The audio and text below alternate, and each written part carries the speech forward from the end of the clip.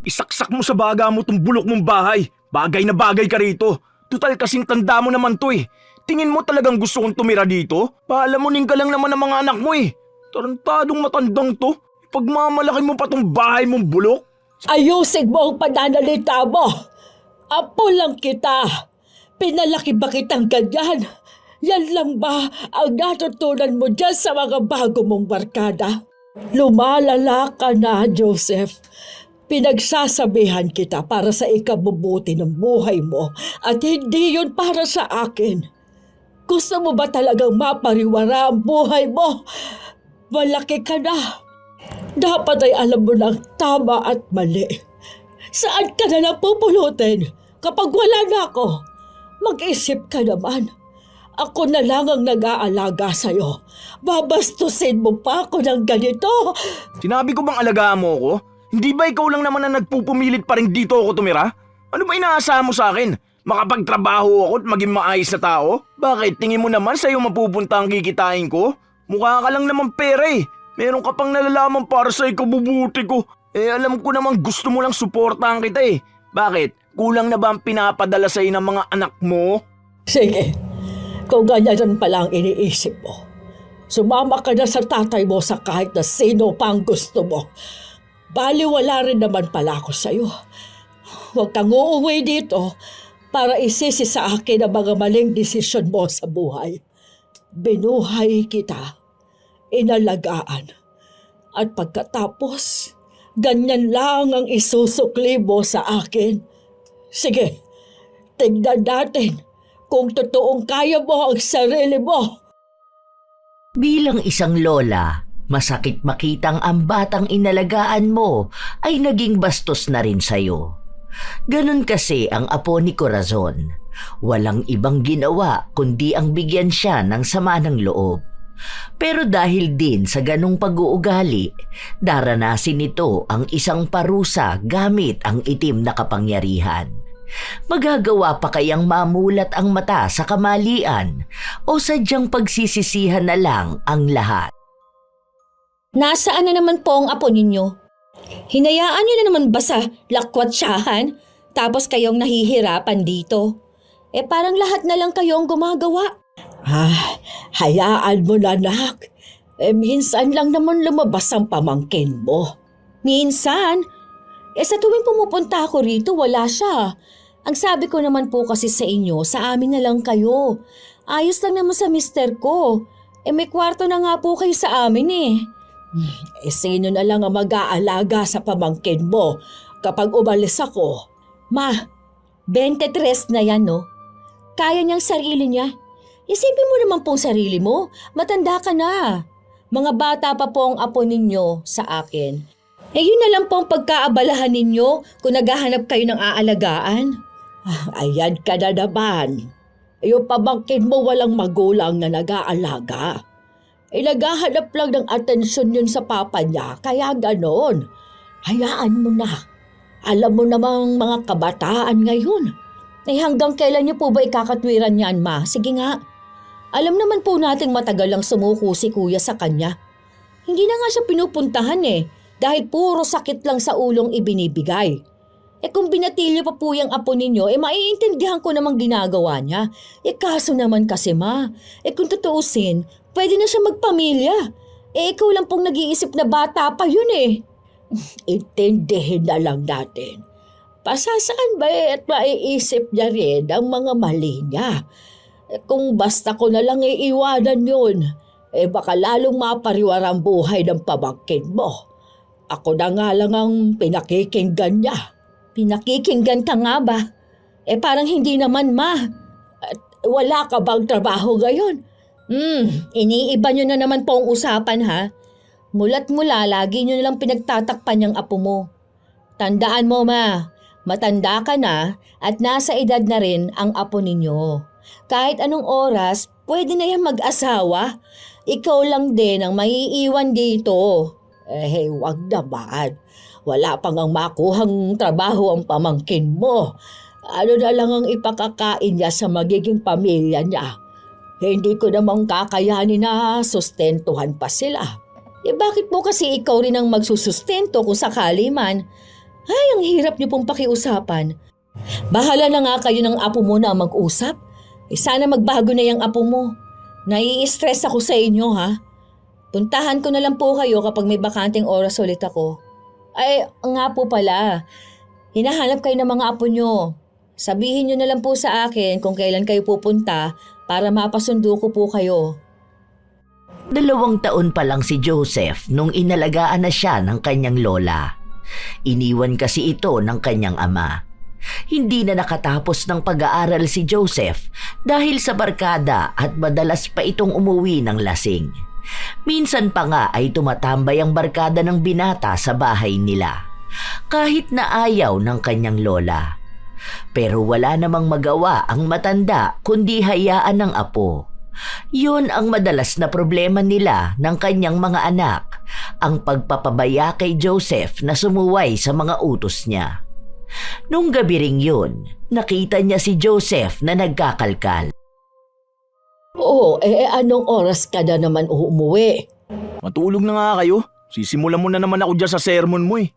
Saan ka ba talaga nagpupunta? Ano ba pinagkakaabalahan mo? Sinabi mo sa akin na maghahanap ka ng trabaho. Pero hanggang ngayon, ay wala pa rin. Aba, 5 taon ka nang tambay. Ayaw mo mag-aral. Ayaw mo rin magtrabaho. Kaya ka napapansin ng mga tita mo dahil sa mga kalokohan mo. Ano, nagpunta na naman yung pakialamero mo anak. Bakit ba pinapahanap niyo pa ako ng trabaho? May nakukuha naman kayong pensyon na. Kasya naman yun sa pang-araw-araw natin. Kailangan mo maghanap ng trabaho. Hindi pang habang buhay ay kaya kitang sustentuhan. Ay, hindi po pwedeng nakaasa ka lang sa akin. Malaki ka na, Joseph. Dapat alam mong tumayo sa sarili mong mga paa. Tingin mo ba'y mabubuhay ka riyan sa pagtambay-tambay mo sa labasan? Tsaka alam mo namang may iniinom na rin akong mga gamot. Kulang nang nakukuha akong pensyon sa dami ng gastusin natin. Baka nga, hindi na tayo makakain ng tama sa oras sa mga susunod na mga araw eh. Tingin mo ba makapagbibigay pa ako sa'yo ng pera kapag nangailangan ka? Eh di wag, problema ba yun? Mamatay na lang tayong mulat. O kung gusto nyo, iwanan nyo na rin ako. Kinuha mo lang naman ako dahil anak mo ang tatay ko, di ba? Tatay ko lang naman ang iniisip mo. Ayaw mong ipaampon ako dahil ayaw mong mapahiya ang anak mo. Ayaw mong pagchismisan siyang hindi niya ako kayang buhayin kahit totoo naman. Yan na naman bang pag-uusapan natin? Eh nagkita na naman ba kayo ng tatay mo? Sa tuwing nagkikita kayo ng tatay mo, lagi na lang mainit ang ulo mo.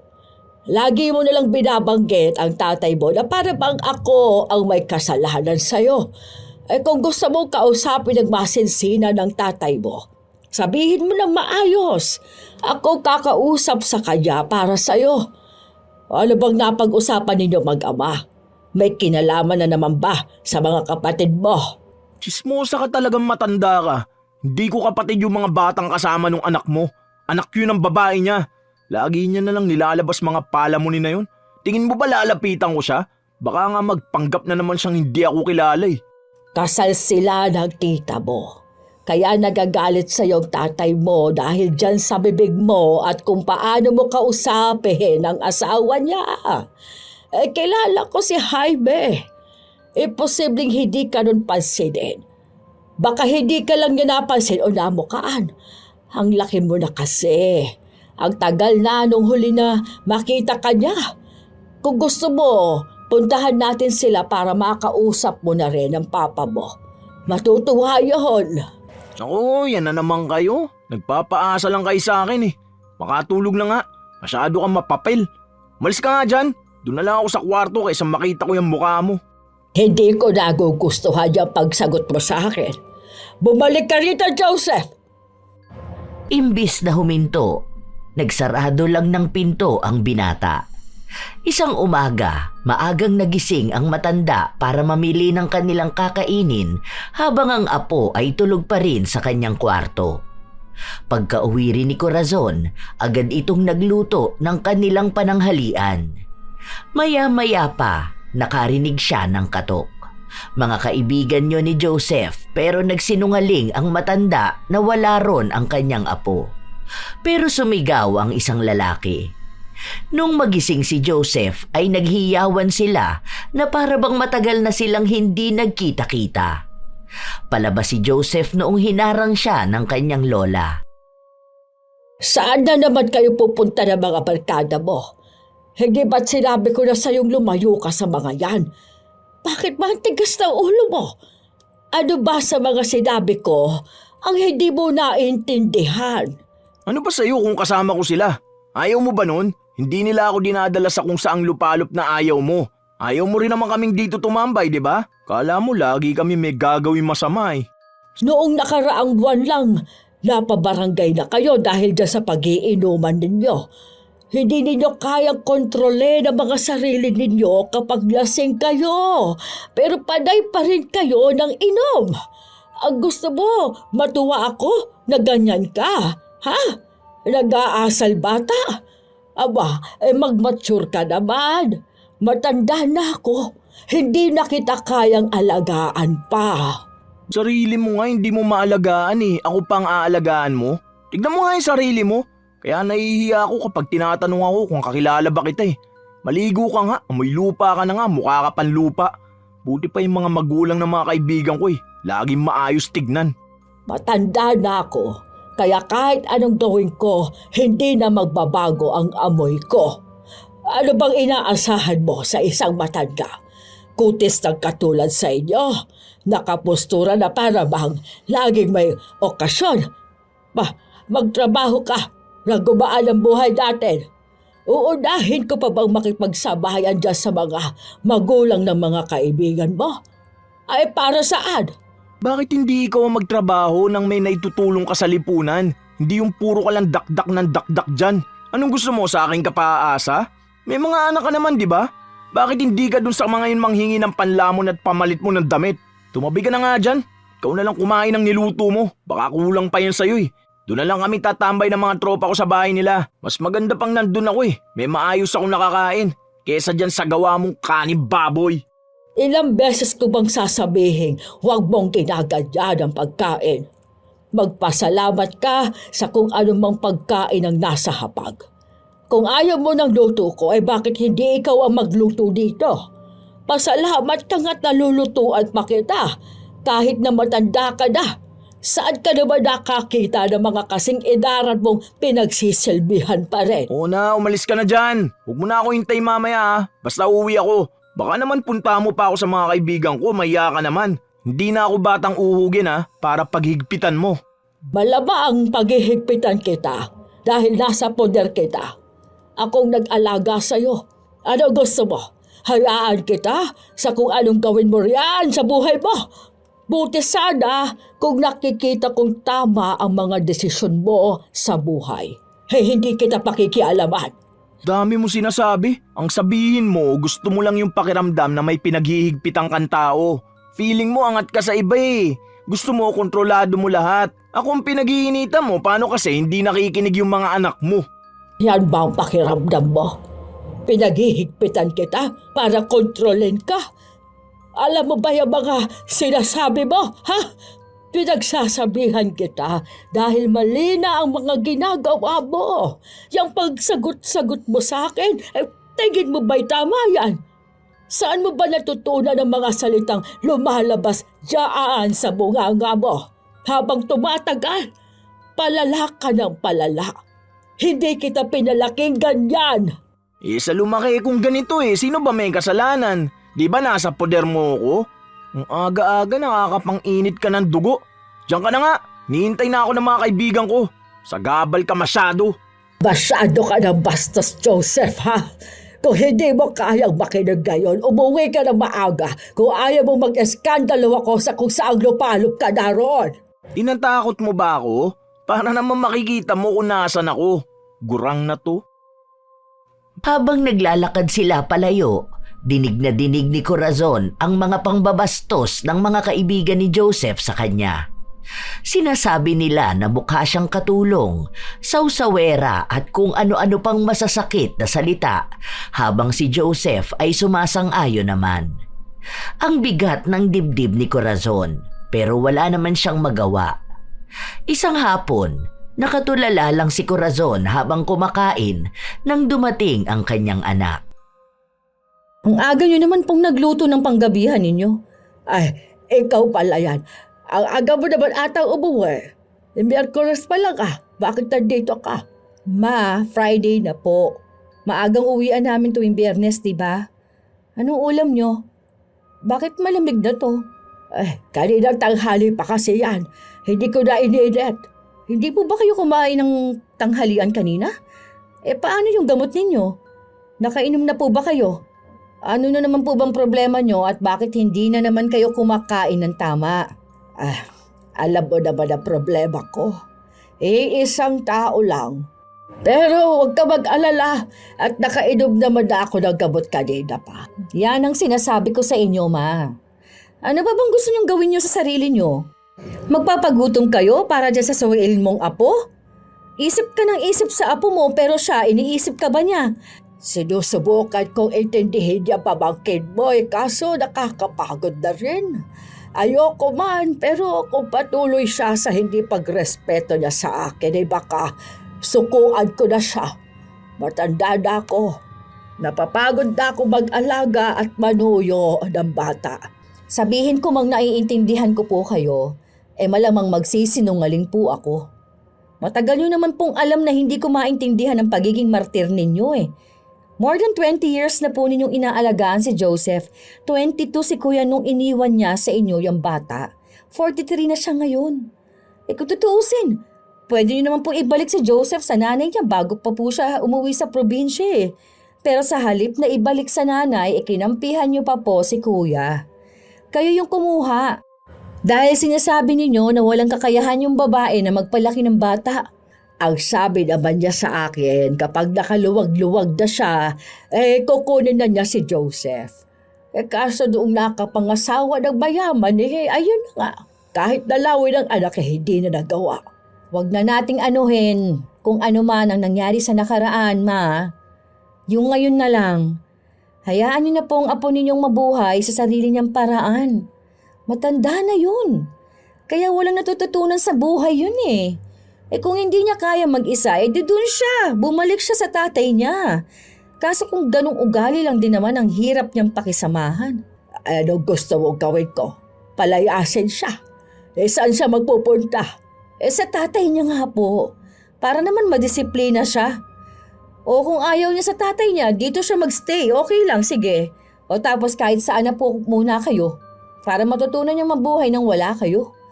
Kung tutuusin, mas bata pang ang edad ko nung nangupahan ako mag-isa at nagtrabaho sa malayo. Magkaiba naman kasi kayo.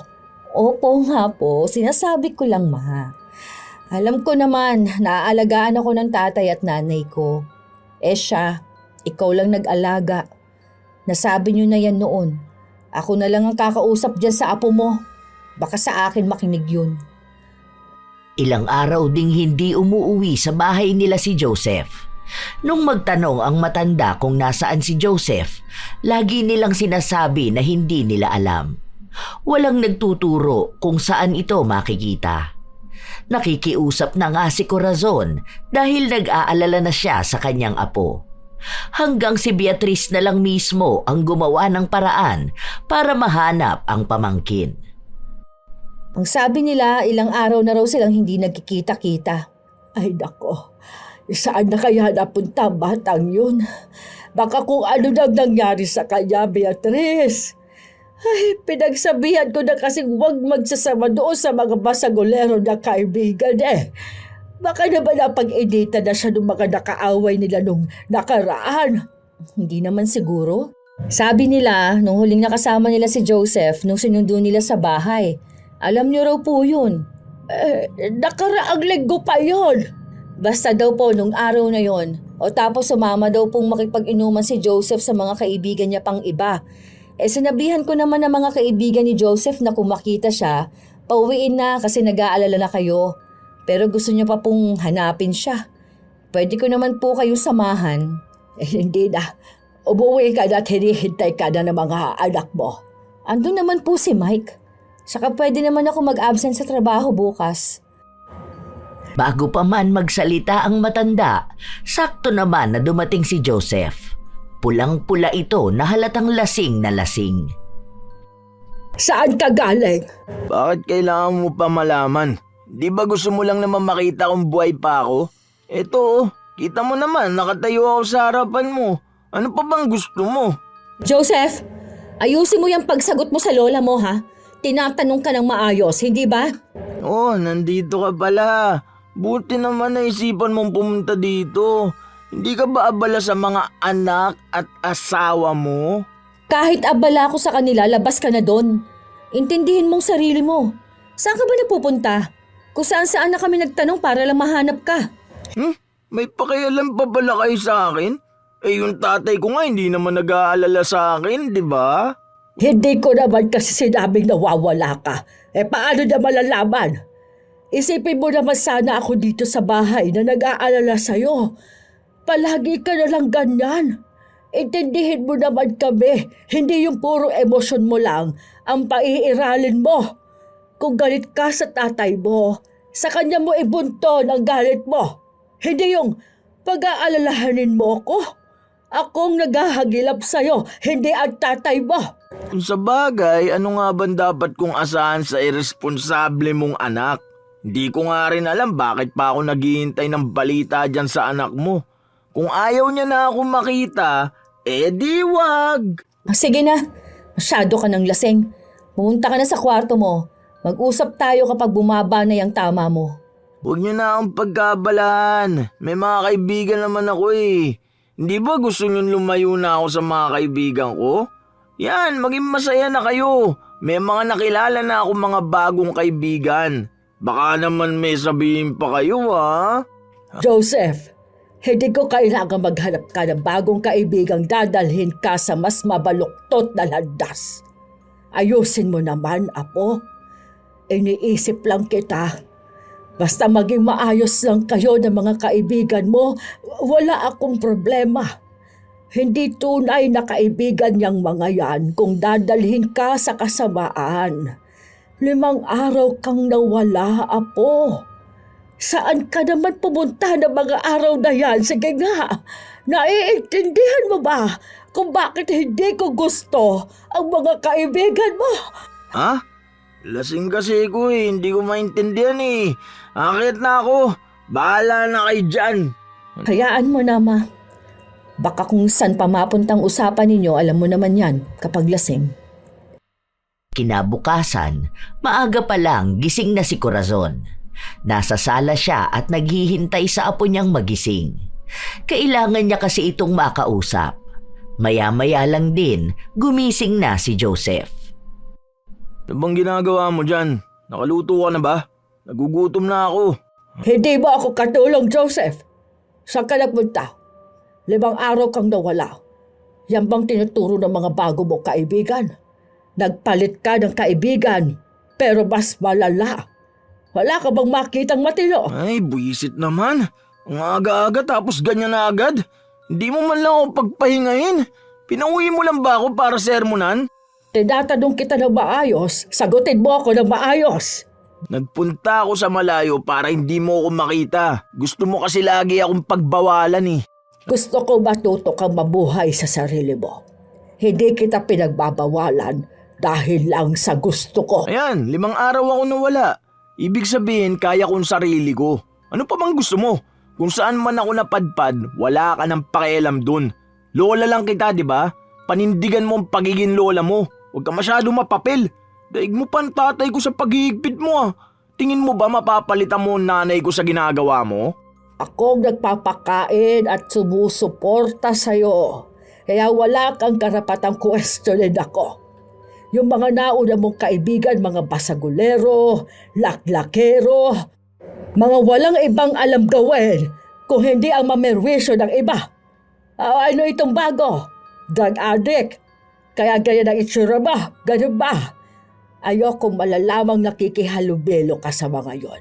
Subukan mo sumama sa mga bago mong kaibigan. Nagulat na lang si Corazon nung itaob ng kanyang apo ang lamesa. Pinalibag pa ng binata ang hawak niyang gamit. Putya naman, lahat talaga pinapakailaman mo eh no? Sinong gusto mong kasama ko, ikaw? Kayo? Wala ba akong sariling buhay? Hindi lang kayo ang iikutan ng buhay ko. Lahat na lang bawal. Naghahanap kayo ng mabuting kaibigan? Wala nang santo sa panahon ngayon. Ano bang gusto mo mangyari sa akin? Maging mag-isa sa buhay ha? Walang kaibigan gaya mo? Gusto mo ikaw lang lagi ang nasusunod eh. Ano bang pinagmamalaki mo sa akin? Itong bahay mo? Sige, basagin natin lahat to. Sirain natin to. Tumigil ka na! Ano, masaya ka ba? Binibigyan kita ng katuwaan, baka naboboard ka na mag-isa dito eh. Mga buwisit kayo! Buwisit ka! Oo, lahat kayo mga buwisit! Alam ko na sinusulsulang ka na naman ng anak mo. Ayaw nun sa akin kasi naiinggit sa buhay ko. Sige, pagtulungan nyo lang akong lahat. Ang tanda mo na hindi ka pa nag-iisip. Abay, tarantado ka, bata ka ha! Lahat ng gamit dito ay pinundar pa namin ng lolo mo. Hindi para sirain mo lang. Hindi pa ikaw ang nagpapakain sa akin para sagot-sagutin mo ako ng ganyan. At kahit na ikaw pang nagpipigay ng panggastos dito, wala ka pa rin karapatan na ganyanin ako. Nakakapagod kang alagaan at intindihin. Eh di wag mo akong intindihin. Sinabi ko ba na intindihin mo ako ha? Lintik na buhay to. Mas nakakasawa ng makasama ka. Hindi ka ba nag-iisip, ha? Ilang taon kitang inalagaan, tapos ganito mo ako kakausapin? Binabastos mo ako palagi. Lagi mo ako minumura, sinisigawan. Hindi ka makausap na maayos. At tapos gayon, ayan, magbabasag ka ng mga gamit na hindi mo naman pinundar. Ano bang gusto mo, ha? Gusto ko? Gusto ko na mawala ka na. Ayaw na kitang makita. Wala ka naman naidulot na maganda sa buhay ko eh. Maghanap ka ng maayos sa trabaho. Makita lang kitang may nakakain at kaya mo ng buhayan ang sarili mo. Wala kang maririnig sa akin. Hindi kita pakikialaman. Dapat lang, makikita mo, hindi ako hihingi ng tulong sa'yo kahit kailan. Ilang araw rin ang lumipas na hindi binigyan ng sakit sa ulo ni Joseph ang kanyang lola. Maagang umuuwi at tila ba nagbago na. Halos naglalagi pa ito sa kanila at hindi nakikipagtalo sa lola. Isang hapong bumisita si Beatrice na nanghihiram ng alahas sa kanyang nanay para sa kasal na dadaluhan niya. Sakto nakaaalis lang din ni Joseph. Sabi ko na ba sa'yo, nakunin mo na dito sa bahay, hindi ba? Para hindi ka nanghihiram palagi. Magugulo pa kasi ang mga bata sa bahay, ma. Mahirap magtabi ng gamit at lahat nilalaro ng mga apo mo. Okay na yon para naman madalaw din kita, di ba? Kailangan mo pala ng dahilan para puntahan ako dito. Ganun ba? Joke lang po. Hindi na kayo mabiro, ma. Teka, bakit wala po dito yung may emerald na bigay pa ni Lola? Ginagamit niyo po ba yon? Andyan lang lahat ng yun Kanina pa po ako naghahanap dito, ma. Wala po. Tsaka parang kumunti itong alahas ninyo. Kulang na po bang panggastos nyo? Nagsasanla po ba kayo? Baka hiniram lang ni ate. Bakit ko naman isasanla yan? Bigay ng tatay at lola mo yan. Wala ring hinihiram ang ate mo. Ikaw tsaka si Joseph lang naman ang nakaalam kung saan ko inilalagay yan. Wala po akong kinukuha. Nasaan si Joseph? Baka naman naglinis siya tapos na mali lang siya ng pinaglagyan. Agad nilang hinanap si Joseph sa mga kaibigan nito pero wala silang alam kung nasaan ang binata at kahit tawagan, hindi rin ito sumasagot. Sa pakikipag-usap nila sa isa sa mga kaibigan ni Joseph, nalaman nilang ang halos kalahati sa bagong kaibigan ni Joseph ay gumagamit ng ipinagbabawal na gamot. Ilang beses na rin nilang inaawat at pinagsabihan si Joseph pero wala itong pinapakinggan. Sinumbong pa ng isang babae na nagpasama si Joseph na pumunta sa isang pawn shop sa kabilang barangay. Kinuha na lang muna ni Beatrice ang mga alahas bago pa maubos ni Joseph. Nung kinagabihan, naabutan ng binata ang dalawa na tila ba naghihintay sa kanya. Saan ka galing? Ano na naman problema mo? Umuwi na nga ako ng tama sa oras, may nasasabi ka pa rin? Ano na naman ba ngayon ang papansinin mo? Saan mo dinadala lahat ng perang ibinibigay ko sa'yo? Anong pera? Yung allowance ko? Wala pang 5,000 yun saan ko naman dadalin? Pamasaya at pagkain ko palang kulang na yun. Anong aasahan mo, makakaipon ako doon? Kaya ba ninanakawan mo na ako ngayon? Saan mo dinala ang mga alahas ko? Anong alahas? Wala akong pinapakialamang alahas mo ha. Baka yung anak mo. Kayong dalawa lang naman ang gumagamit nun. Ayaw mong umamin? At ako pang gagawin mong panangga dyan sa kalokohan mo? Saan mo dinadala ang perang pinagbentahan mo ng alahas? Hindi para sa pangsariling luho mo ang mga yon, ha? May pinaglalaanan kami nun. Kung hindi mo kayang pahalagahan ng mga gamit dito, huwag mong pakikialaman. Saan mo dinala ang gamit ni Mama? Oh, bakit nagagalit ka? Kung hindi ikaw, bakit ka defensive? Yan ang sagot mo? Tigilan mo nga ako dyan sa katwiran mo. Ilabas mo mga alahas na yon. Kung hindi mo kaya, kahit yung pera, ibigay mo kay Mama. Kami na magtutubos. Saan mo ba talaga dinadala ang perang nakukuha mo? Gaano ba kamahal ang pagkain mo? Nagda-drugs ka na ba? Kaya ba, kailangan mo palagi ng malaking pera? Investment yun. Isipin mo na lang pagkakakitaan. Bakit mo pa hanapin ang mga yun? Matanda ka na. Aanin mo pa yun. Bakit, makikipag-date ka ba ulit? Mabuti pa nga may sanlana ng magamit naman ng ibang tao. Iniwan sa amin yun ng tatay ko. Wala kang karapatang magdesisyon kung saan mapupunta at sino ang gagamit. Anak ka lang ng kuya ko. Palamunin ng nanay ko. Nakikitira sa pamamahay na to. Hindi mo dapat pinakikialaman ng hindi iyo. Ganyan talaga ang tingin nyo sa akin no? Oo, dahil yun ka naman talaga. Pabigat ka lang sa nanay ko. Beatrice, anak, huminahon ka muna. Totoo naman, Ma. Ano bang pinagmamalaki ng apo mo? Yung mga adik niyang kaibigan? Wala ka nang makukuha sa akin. Ubus ko na yung pera. Nasaan na yung papel ng mga alahas? Ako nang tutubos. Wala kang silbi. Wala na rin, tinatapong ko. Hintayin mo na lang maremata. Baka makuha mo pa. Ano? Ganyan isasagot mo? Sumama ka sa akin sa pawn shop, ipaliwanag mo doon. Kailangan mo makuha yon. Sa ayaw ko anong magagawa mo? Ayaw mo? Sige, magkita tayo sa police station. Magnanakaw ka. Akala mo nagbibiro ako? Handa na si Beatrice na tumawag ng pulis. Kaibigan niya ang tatawagan niya para masigurado talaga na makukulong si Joseph, pero pinigilan siya ng ina. Kami na lang ang kakausap doon. Ibigay mo ng papel sa tita mo para mapuntahan namin. Wala na nga, bakit ko pa itatabi yun? Di ko nga alam paano nyo nalaman na nawawalan kayo. Ang tagal-tagal nyo nang hindi man lang sinisilip yung alahasan nyo. Ganun na ba kayo kagibit para hanapin yun? Hindi mo na kailangang malaman ang dahilan. Kailangan mong maibalik yon. Huwag mong hintaying ipadampot ka namin para maibalik lang ang alahas na yon. Padampot nyo! Ako pa tinakot nyo? Magsama kayo ng anak mo sugapa. Ano, kayo lang ang may karapatang makinabang sa pera noon? Dahil hindi sa'yo yon. Kaya ka ba naglalagi dito sa bahay dahil inuunti-unti mong bawasan ang alahas ko? Kung hindi ka nasa labasan, andito ka gumagawa ng katarantaduhan. Wala ka na bang magawang tama? Ha? Wala ka na bang ibibigay sa akin kung hindi ang sakit sa ulo? Ngayon, natututo ka na rin magnakaw? Buti nga at yun lang ay binibigay ko sa'yo Kung hindi ka na masaya, problema mo na yun. Anong gusto mo? Magpakaulirang apo ko? Ang kapal naman ng mukha nyo. Maya naman kayo. Hindi ka kilabutan sa sinasabi mo. Mas makapal yung mukha mo. Ganyan ka na ba talaga sumagot sa mama ko?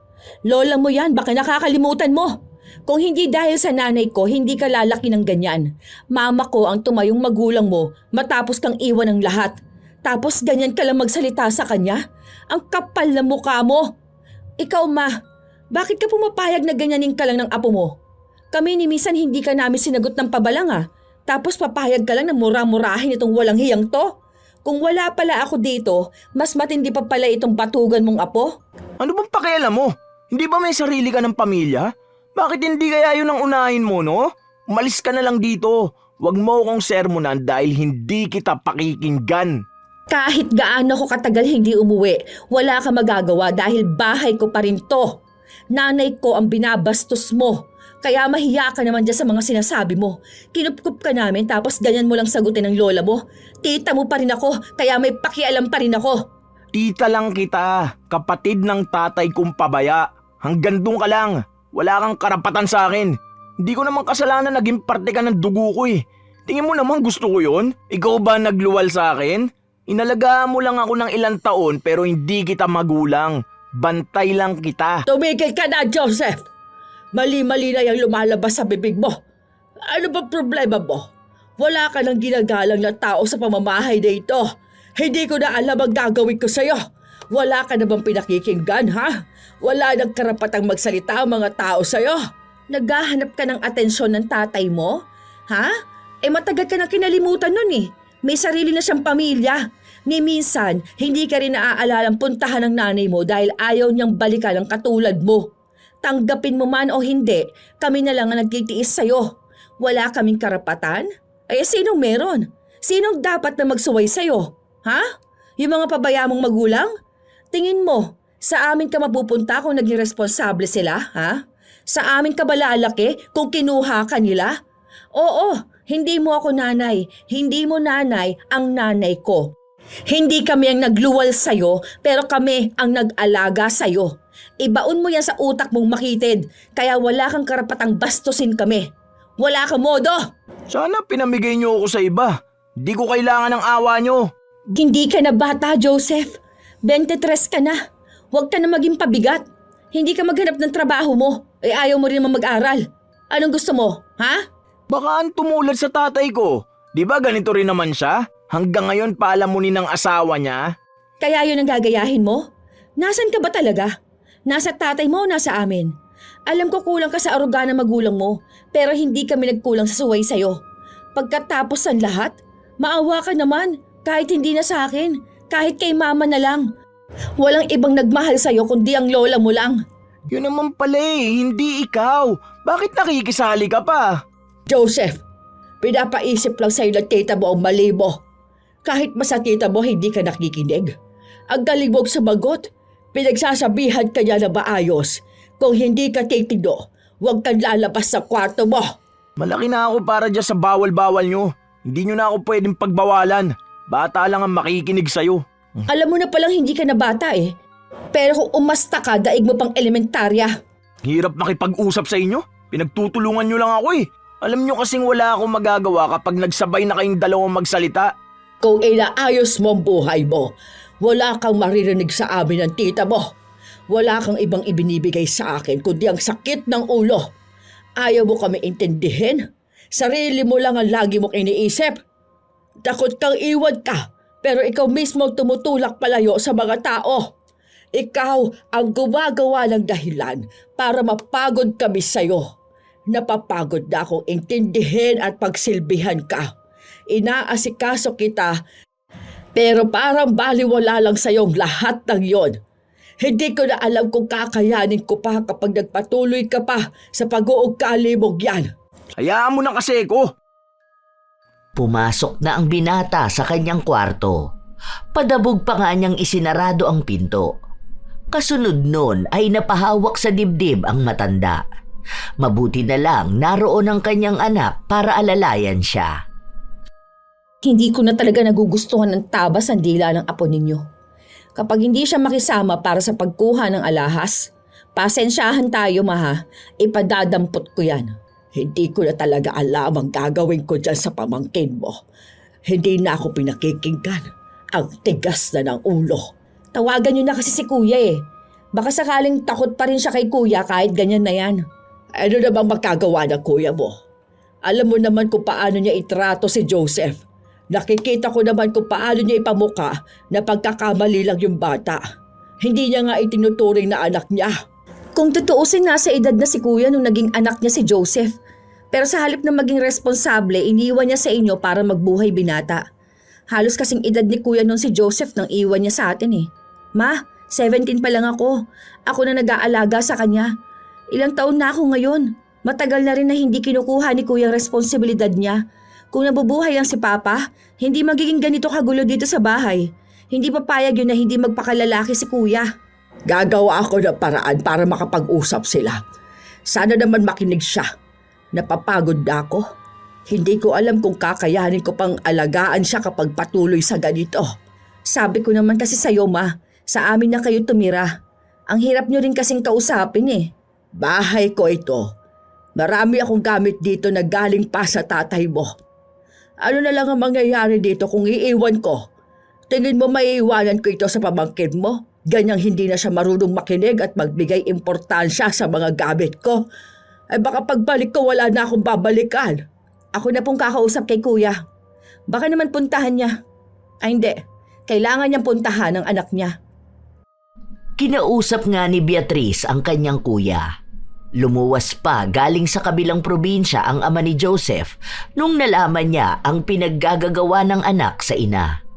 Sa halip na kausapin ng masinsinan, sinigawan at pinagsalitaan nito ng masasakit na salita ang anak. Sinabi nitong sana ay hindi na lang ipinanganak si Joseph. O kaya noong bata pa ito ay ipinamigay na lang siya sa ibang kamag-anak. O kaya ay hinayaan na lang bitbitin ng kanyang ina. Bahala na lang daw sana siyang naging palaboy sa kung saan, kesa alagaan pero walang modo. Alam mo kahit kailan, hindi ko rin namang ginustong ikaw ang maging tatay ko. Tingin mo ba proud akong sabihing anak ako ng isang pabaya at walang kwentang tao? Na ano, isa akong anak ng isang palamunin din na umaasa sa asawa niya na pagkatapos niyang buntisin ng isang 18 years old, iniwan niya na sa nanay niyang anak niya dahil takot siya sa responsibilidad. Takot siyang magpakalalaki. Ngayon ako pa nakakaya? Nasaan ako ngayon kung hindi ina ako ni Lola ang kapabayaan mo? Ikaw ang gumawa ng mali pero sila tita naglilinis ng kalat mo. Kaya mas basura ka pa sa akin. Kaya ka siguro hindi pinakasalan ng nanay ko eh. Kasi nakita niyang wala siyang magiging kinabukasan sa'yo. Ang mali lang nadamay ako. Ano, sasapakin mo ako? Sige, tuloy mo! Agad namang napatakbo ang matanda matapos na makitang umaamba ang anak na sasapakin si Joseph. Di ba yan lang ang kaya mong gawin? Kasi wala kang ibang alam gawin kundi ang manakit kapag hindi mo nakukuha ang gusto mo. Ganyan mo lang naman napapakita ang pagiging tatay mo sa akin eh. Pero ang responsibilidad mo sa akin, ang bilis mo lang kalimutan. Para kang walang anak. Kasalanan ko ba naglandi ka ng hindi ka pa handa? Nanangati ka? Naghanap ka ng kakamot dyan. Kung hindi mo sana inuna ang kati mo, wala ako ngayon dito. Iniwan mo ko kina Lola nang hindi mo iniisip kung kailangan ko ba ng tatay. Tapos pupunta ka lang kung kailan mo gusto? Kapag may kailangan ka? Kapag wala kang pera o kapag may uutos ka sa akin? Kapag kailangan mo nang aayos ng bubong nyo? Ganun na bang maging ama ngayon? Tapos isang araw pupunta ka dito, dala-dala ang anak ng ibang babae, tapos sasabihin mong anak mo at yung magiging asawa mo? Ako na sarili mong anak, hindi mo nagawang alagaan. Samantalang ibang bata, masaya ka pang buhat-buhatin. Walang iya. Putya naman oh. Sana nga iniwan nyo na lang ako kay mama eh. Baka hindi niya ako ngayon inaayawan kasi ikaw ang kinalakihan ko. Bakit ba sa tuwing nagkikita kayo laging may gulo? Mag-ama kayo. Kung kayang pag-usapan niyo na maayos. Yung anak mo kasi na yan, walang ibang ginawa kundi ang ipamukha sa akin na isa lang ako sa pagkakamali niya. Isisisi niya ang lahat sa ibang tao para lang masabing malinis siya. Galit na galit ang ama ni Joseph. Para maiiwas ang kanyang sarili na makapanakit, kusa na lang siyang umalis. Si Corazon naman ay nakaharang pa rin sa kanyang apo. Isa ka pa! Sumbong ka ng sumbong! Ano ba magagawa ng anak mo? Natutuwa ka bang sa tuwing darating ang anak mo, sasaktan ako? Bakit hindi na lang ikaw ang manakit sa akin? Ayaw mo madumihan niyang kamay mo? Bakit pa kasi nagkaroon ka ng ganyang anak? Kung hindi ka sana nagkaroon ng ganyang anak, wala ako ngayon. Hindi ka mahihirapan. Huwag lang ibang taong sisihin mo. Sisihin mo pati ang sarili mo. Hindi ako nagsisising naging apo kita kung yan ang iniisip mo. Kung mag-uusap lang sana kayo ng tatay mo ng maayos, wala naman akong magiging problema. Iwasan mo naman sana ang puro pagsagot. Tatay mo pa rin siya. Kahit na may naging kasalanan siya, hindi pa rin maalis ang katotohanan na tatay mo siya. Sana nga hindi na lang siya naging tatay ko. Mabuti pa kayo eh. Kaya niyo akong alagaan at tiyagain. Ang kapal na mukha niyang sabihan ako ng kung ano-ano. Samantalang hindi naman siya naging tatay sa akin. Alam mo palang kami ang nag-alaga sa'yo. Pero nakakayang bastusin mo kami at hinahayaan mo rin kaming bastusin ng ibang tao. At kahit ang tita mo hindi mo na ginalang. Sa lahat ng tita mo, siya lang ang natatanging nagtitiis sa'yo. Madaldal kasi siya eh. Masama ba ang gawin niya yon? Ikaw na rin na nagsabing mas naging magulang pa siya sa tatay mo. Walang magulang na hindi pagsasabihan ng anak na nagkabali. Binabalik mo lang sa akin yung mga nasabi ko eh. Para naman napakalayo ng agwat ko sa kanya. Sa susunod kasi ayusin niya magsalita sa akin. Kahit anong isipin mo, tita mo pa rin siya. Hindi mo siya kasing edaran dahil mas matanda pa rin siya sa'yo.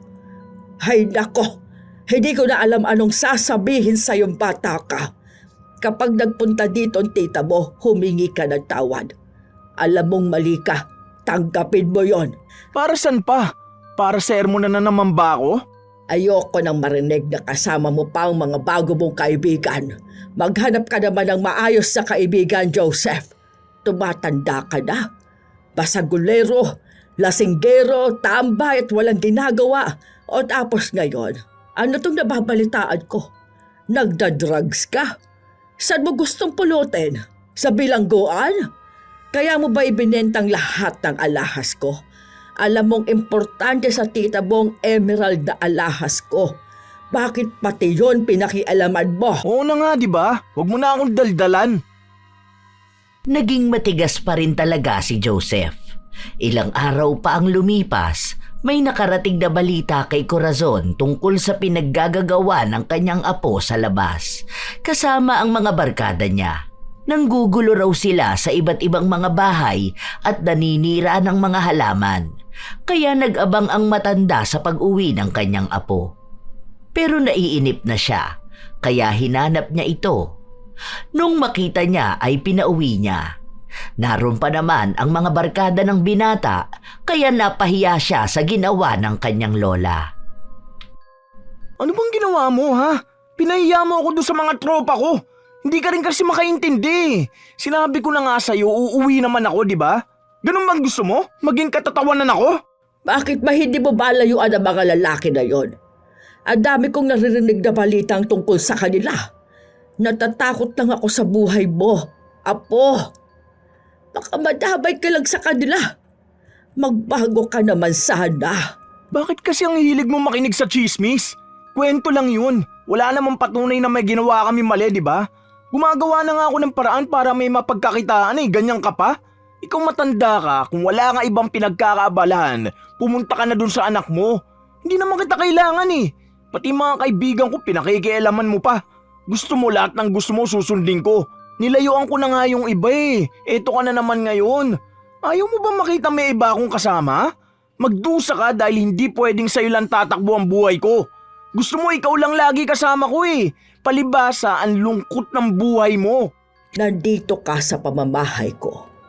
Kausapin mo ko na maayos. Matuto kang rumespeto. Hindi porket ilang beses ako hindi nagsalita tungkol dyan sa pananagot mo. Ayos na sa akin na ginagandyan mo ko. Saksak mo sa baga mo tong bulok mong bahay. Bagay na bagay ka rito. Tutal kasing tanda mo naman to eh. Tingin mo talagang gusto kong tumira dito? Paalamunin ka lang naman ng mga anak mo eh. Tarantadong matandang to. Pagmamalaki mo pa tong bahay mong bulok. Ayusin mong pananalita mo. Apo lang kita. Pinalaki ba kitang ganyan? Yan lang bang natutunan mo dyan sa mga bago mong barkada? Lumalala ka na, Joseph. Pinagsasabihan kita para sa ikabubuti ng buhay mo at hindi yon para sa akin. Gusto mo ba talagang mapariwara ang buhay mo? Malaki ka na. Dapat alam mong tama at mali. Saan ka nalang pupulutin kapag wala na ako? Mag-isip ka naman. Ako na lang ang nag-aalaga sa'yo. Babastusin mo pa ako ng ganito. Sinabi ko bang alagaan mo ko? Hindi ba ikaw lang naman na nagpupumilit pa rin dito ako tumira?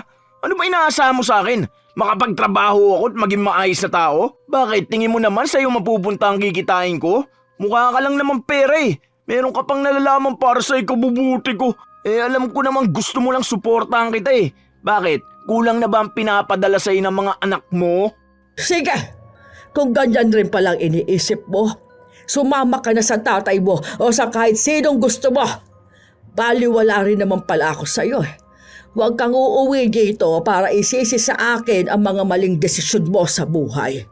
Binuhay kita, inalagaan, tapos ganyan lang ang isusukli mo sa akin. Sige, tignan natin kung totoong kaya mo ang sarili mo. Ang kapal ng mukha mo, samantalang pinapadala ka naman ng tatay ko. Wala akong dapat maging utang na loob sa'yo. Pasalamat ka nga at sa'yo ko naiwan. May nakukuha kang pera. Ipagmamalaki mo yung ginagastos mo sa akin. Magmula ngayon, wag mo na akong papakialaman.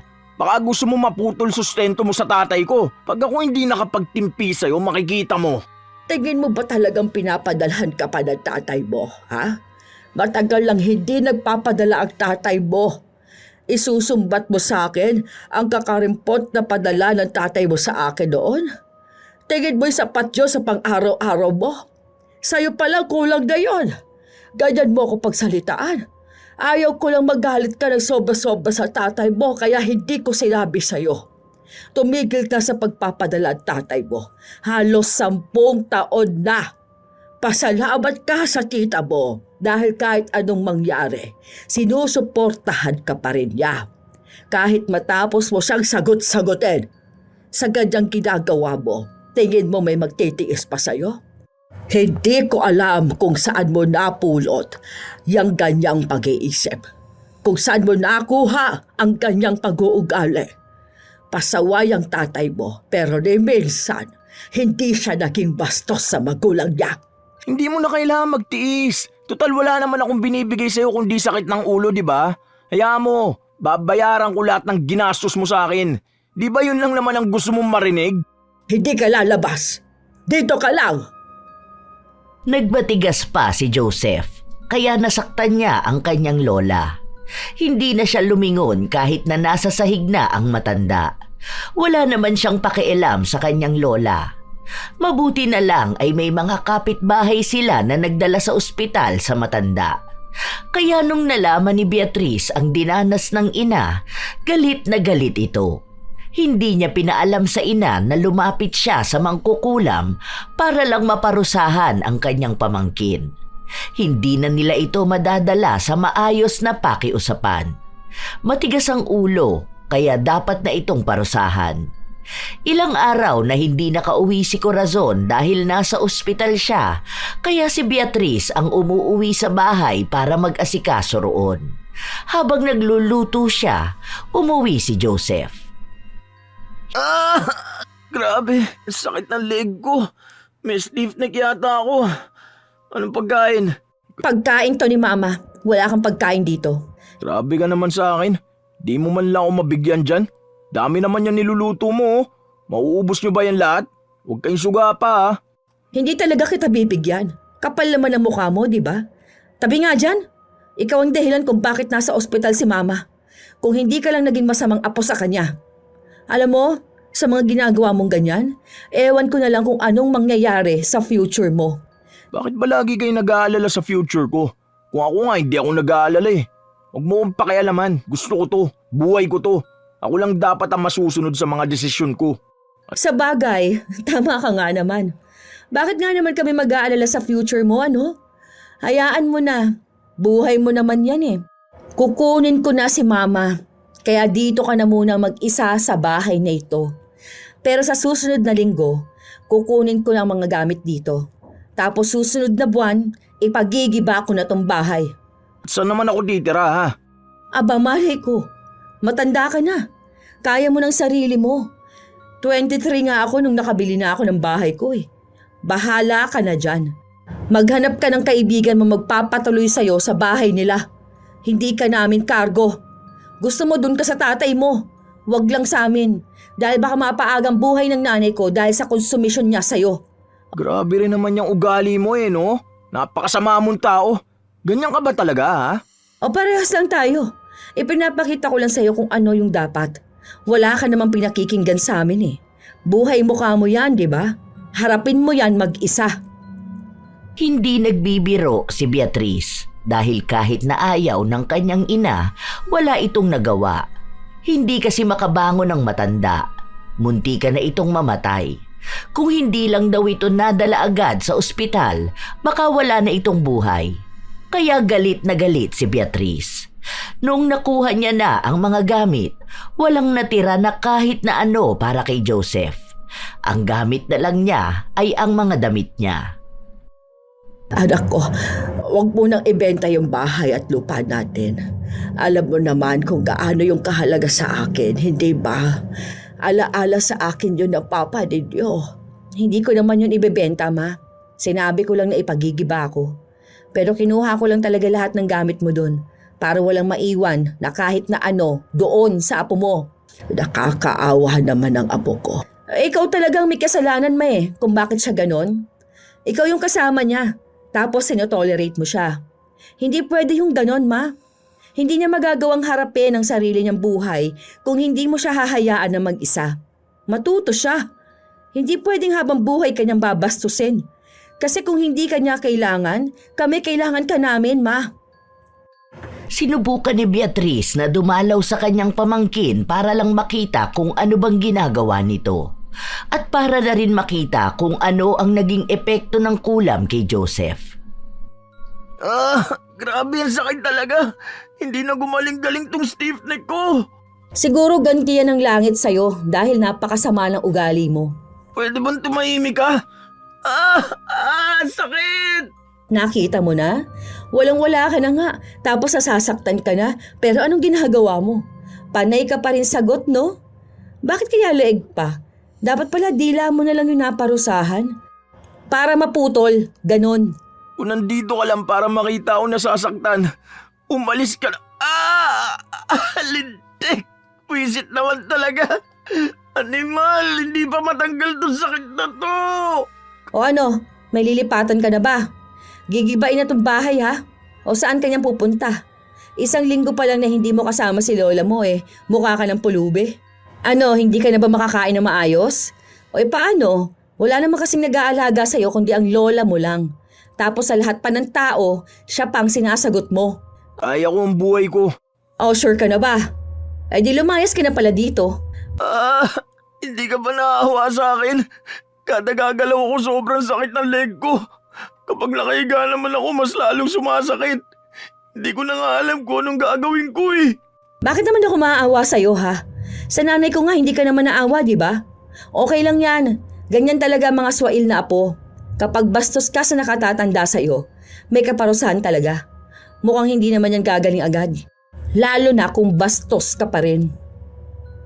Ilang araw pa ang lumipas, nababalitaan na lang ni Beatrice na lagi nga raw iniinda ni Joseph ang sakit ng kanyang leeg. Hindi raw ito gaanong makalabas ng bahay dahil hindi siya makagalaw. Walang kaibigang tumutulong sa kanya. Wala ring kahit na sinong kamag-anak ang naaawa sa kanya. May pera si Joseph at yun na lang ang tinitipid niya para kahit na paano makakain siya. Dahil siya na lang mag-isa sa buhay, hindi niya alam kung paano siya kikilos. Wala siyang alam dahil lahat ay inaasa niya sa kanyang lola noon. Anak ko, punta ka sa pamangkin mo. Tapos bigyan mo naman siya ng pagkain niya doon. May ulam akong itinabi. Hindi ko yun kinain para ibigay mo na lang sa kanya. Sige na, kawawa naman siya doon. Tapos mag-isa lang siya sa bahay. Yan ang problema sa inyo, ma. Kaunting paawa lang ng apo mo, awang-awa ka naman na kaagad. Hayaan mo siya. Dapat matuto na siyang kumita ng sarili niyang pera. Masakit ka raw ang leeg niya. Hindi nga siya makakilos ng maayos. Tulungan mo lang naman sana siya. Sige na, anak ko. Huwag mo na muna ang kausapin yan ha. Naaalala ka lang naman nun kapag walang-wala na siya Sabi niya hindi kanya kailangan, di ba? O panindigan niya. Hindi yung ganyan na nahirapan lang siya, tatakbo na siya sa'yo. Galing naman niya. Nung ikaw nga munti ka nang mamatay, wala naman siyang pakialam, di ba? Bahala siya. Ilang beses na nakiusap si Corazon sa kanyang anak na tulungan nga si Joseph, pero ayaw ni Beatrice. Kahit pa sabihin na naaawa siya sa pamangkin, hanggat hindi niya ito nakikitang nagbabago at nagsisisi, hindi niya ito tutulungan. Isang beses pa, sinadya ni Beatrice na pumunta sa bahay kung nasaan si Joseph. Mukhang hindi pa siya nakikita, pero dinig na niyang umiinda ito. Sakit talaga ng leg ko. Pati ba naman pagkilos dito sa bahay hindi ko pa magawa? Bakit ba ganito ang nangyayari sa akin? Bakit ako pa? Hindi naman dapat ganito ang buhay ko kung hindi dahil sa walang yan tatay ko na yun Buwisit sila lahat. Ang sakit. Kahit na anong hilot ko, hindi naman to gumagaling. Mas lalo pa yata lumala eh. Ayoko na. Grabe. Kahit konting lingon lang hindi ko magawa. Hindi nagsalita si Beatrice pero nakagawa siya ng ingay kaya agad na napalingon si Joseph. Napamura naman ang binata dahil sa biglaan niyang paglingon na halos magbigay ng kilabot sa buo niyang katawan. Sobrang sakit kasi ng nararamdaman niya. Buisit, ano bang ginagawa mo rito? Ang sakit tuloy ng leg ko. Bigla akong lumingon eh. Aray ko, grabe. Aray. O hindi ko naman sinabing lumingon ka kaagad, di ba? Ang laki ng pinayat mo Ano, di mo na kaya no? Wala kang pakialam.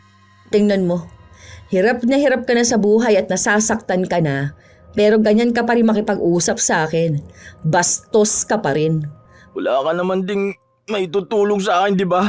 Aray, sakit talaga. Paano mo naman nasabi na wala akong may tutulong sa'yo ha? Ang taas kasi ng pride mo. Hindi ka marunong tumanggap ng sarili mong pagkakamali. Alam mo, mahihirapan ka sa buhay mo. Wala kang ibang gagawin kundi ang sisihin ang tatay mo. Bakit? Totoo naman Totoo naman na nagkulang at nagkamali ang tatay mo. Pero hindi niya hawak ang buhay at kinabukasan mo. Ikaw na ang may kasalanan kung bakit ganyan ka. Inalagaan ka namin, minahal ka namin, pero ikaw ang pumili ng landas mong ganyan. Ano, ngayon nahihirapan ka. O nasa na mga kaibigan mo? Wala naman, di ba? Lalapit ka pa rin sa lola mo. Yung lola mo na munti ka na mamatay ng dahil sa'yo. Sama ng ugali mo. Sa totoo lang, kung may masakit man sa'yo ngayon, kulang pa yan. Sakit lang naman ang leeg yan eh. Palibasa hindi mo alam kung ano yung masakit at anong klaseng sakit. Hindi mo nga inalam kung gaano kasakit sa lola mo yung pinaggagawa mo sa kanya, di ba?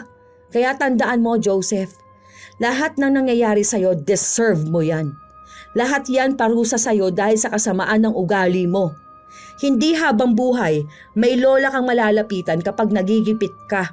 Hindi lahat ng tao mamahalin ka kahit masama ang ugali mo. Hindi lahat ng kamalasan mo sa iba mo isisisi. Ang tanda mo na. May utak ka na. Dapat alam mo sa sarili mo kung anong tama at mali. Hindi ka sasamahan ng mga barkada mo sa hirap dahil hindi ka na nila kilala. Walang ibang sumama sa'yo kundi ang lola mo. Pero ano bang ginawa mo, ha? Pinapasama mo palagi ang loob niya. Umalis ka na rito. Aalis talaga ako. Sinasabi ko sa'yo, hanggang sa susunod na linggo ka na lang dito. Kailangan mo nang umalis. Bahala ka na paano bubuhay ng sarili mo. Malaya ka na. Total yan naman ang gusto mo. Hindi na kumibo si Joseph dahil hindi naman niya alam kung anong pwede niyang sabihin. Ilang araw pa ang lumipas na nahimik siya. Wala siyang nilapitan. Wala siyang kinausap. Ang balita lang na nakukuha ni Beatrice ay may sakit pa rin si Joseph. Masakit pa rin ang leeg nito na lagi niyang iniinda. Hindi na gumaling-galing. Madalas daw na naririnig ng mga kapitbahay ng binata na halos maiyak na siya dahil nga sa sakit ng kanyang leeg. Pinabayaan na lang din muna siya dahil kailangan niyang makita kung bakit siya pinahihirapan ng ganon. Hindi lang basta pagganti, kundi pagbukas sa kanyang kaisipan. Hanggang sa dumating ang isang araw na umuwi si Beatrice galing sa trabaho at nakita niya si Joseph na lumabas sa kwarto ni Corazon. Akay-akay niya ang matanda. Teka lang lola. Ang sakit po talaga ng leg ko eh. Aray ko. Sabi ko naman kasi sa'yo, huwag mo na akong akayin eh. Ang sabi mo po kasi gusto mong lumabas, di ba? Ayan, kaya nga po tayo naglalakad palabas. Pero wag lang po kayo ganong kumapit sa leg ko. Aray. Ay, pasensya ka na, apo ko. Teka, saan ba ako kakapit? Ayaan mo, malapit naman na tayo. Ako na, umakbay ka sa akin, ma. Ayun, buti na lang nandito si tita. Ang sakit ng leg ko talaga. Ano ba kasing ginagawa mo rito? Sabi niya mag-uusap daw kami. May sasabihin siya sa akin. Dito mo na lang ako iupo. Oh, ayun. Ay, salamat. Sige na. Iwan ko na muna kayong dalawa. Hoy, ikaw. Huwag mong pasasamain ang loob ng mama ko, ha? Pepektosan kita dyan. Natawa si Joseph, pero natigilan lang siya dahil sumakit ang kanyang leeg. Malamig ang hangin sa labas ng bahay kung saan nakaupo si Corazon at ang apo. Tahimik, kaya magandang oras para sa magiging pag-uusap nilang dalawa. Lola, hindi ko alam kung paano ako magsisimula. Pero gusto kong mag-sorry sa'yo. Sorry po, La. Ang dami ko talagang nagawang mali sa'yo. Totoo ba yan? Aray ko. Bigla-bigla sumasakit ang leg ko. Pero, opo, La. Totoo po itong sinasabi ko. Huwag po kayong mag-alala. Hindi po ako nanghihingi ng pera. Hindi ako nagpapaawa. Kasi nitong mag-isa ako. Tapos kung ano-ano pong sinabi sa akin ni tita.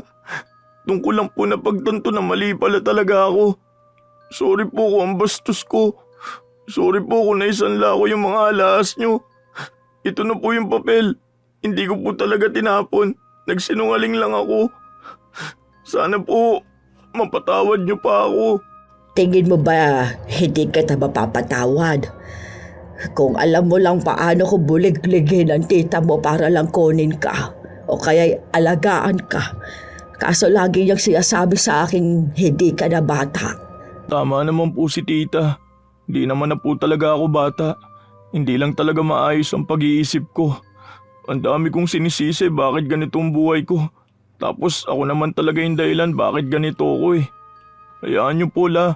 Kapag po nagkaroon ako ng magandang trabaho, babawi po ako sa inyo. Pupunta po tayo dun sa lagi natin pinag-uusapan. Sa Batanes po. Kaya magpalakas po kayo ha. Kasi naghahanap na po ako ng trabaho. Nako, huwag mo na akong intindihin, apo ko. Kaunti na lang naman ang ilalagay ko sa mundo. Sarili mong pangakuan mo ng magandang buhay. Sarili mo dapat ang isipin mo muna. Sobrang saya ng puso ni Corazon nung mga araw na yon. Sa wakas ay narinig at ramdam na rin niya mula sa apo ang nais nitong pagbabago. Nagtawanan silang dalawa. Nagbalik tanaw sa masasayang bagay lang. Nung kinahapunan, bago umalis si Joseph, kinausap muna niya ang kanyang tita. Aray! Alam mo na nga na masakit ang leg ko, binatuka mo pa ako. Ang sakit naman nun. Ganti ko na yan sa'yo. Hay, dami kong inis at stress sa'yo, no? Sorry na nga, di ba? Sus, baka paraan mo lang yan. Alam ko na huli mo ang kilitin ni lola mo. Konting paawa at sorry mo lang sa kanya mapapatawad ka na nun. Favorite ka kayang apo. Wala, totoo nga sinasabi ko. Magbabago na nga talaga ako. Okay, sige. Tignan ko na lang. Huwag mo munang ipag-iba yung bahay ha. Magpapagaling muna ako. Hindi kasi ako makakapasok dun sa construction eh. Nagsimula ako nung nakaraan kaso di ako makakilos dahil sobrang sakit talaga ng leg ko. Pero sabi sa akin kapag magaling na raw ako pwede na ako magtrabaho. Bali hanggang sa may sahod na ako at pwede na ako magbayad ng upahan. Saka na lang ako aalis dun sa bahay. Tapos ipag-iba mo na kung yun ang plano. Sige, pwede naman. Ikaw nang bahala. Liga nga at papektos ako. Ha? Aray! Dahil gustong bigyan ni Beatrice ng pangalawang pagkakataon ang pamangkin na magbago, pinatanggal niya ang kulam. Walang ibang nakakaalam ng ginawa niyang yun, pero mukhang wala rin namang nakahalata. Mabuti na lang din at nakikitaan niyang nagbabago na nga si Joseph. Nung kahit paano hindi na sumasakit ng malala ang leeg, nagtrabaho na ito. Pumasok siya sa sinasabi niyang may ginagawang bahay. Pinabayaan muna nila. Hanggang sa tumutulong na si Joseph sa pagbili ng gamot ng kanyang lola.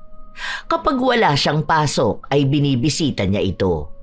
Naging malaking tulong din yon para umayos ang kalagayan ni Corazon. Isang araw, walang pasok sa trabaho si Beatrice. Binisita niya sa bahay ang pamangkin. Oh, bakit nag-e-empake ka naman dyan? Lilipat na ako ng bahay. may nakita akong bed spacer, nasa 1K lang. Diyan lang naman yun. Wala naman akong gamit gano kaya pwede na ako ron. Diba sabi ko sa'yo na pansamantala lang ako habang wala pa akong trabaho. Kaya ko naman na siguro yun monthly. Hindi na. Huwag ka na muna umalis dito. Ha? Bakit? Akala ko ba ipapagibaan nyo na to? Siyempre, hindi yun totoo, no? Bahay to ni Mama. Tapos dami niyang alaala dito. Lalo na pinatayo nila to ni Papa. Huwag ka na umalis dito. Basta alagaan mong maigi tong bahay, ha? Totoo ba? Oo nga. Tsaka baka bumalik na si Mama dito. Ang ligalig doon sa bahay. Miss na raw niya itong bahay. Malamang, ikaw naman talaga ang miss na miss nun. Kaso baka hindi mo maalagaan yun, ha? Aalagaan ko si Lola ah. Kailan siya lilipat? Para tutulong ako maglipat ng mga gamit.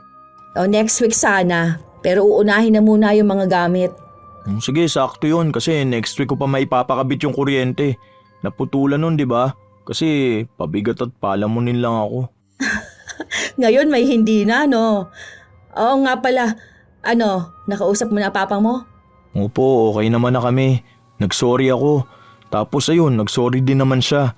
Sana nga, okay na talaga kami. Ang dami ko pang babaguhin sa buhay ko.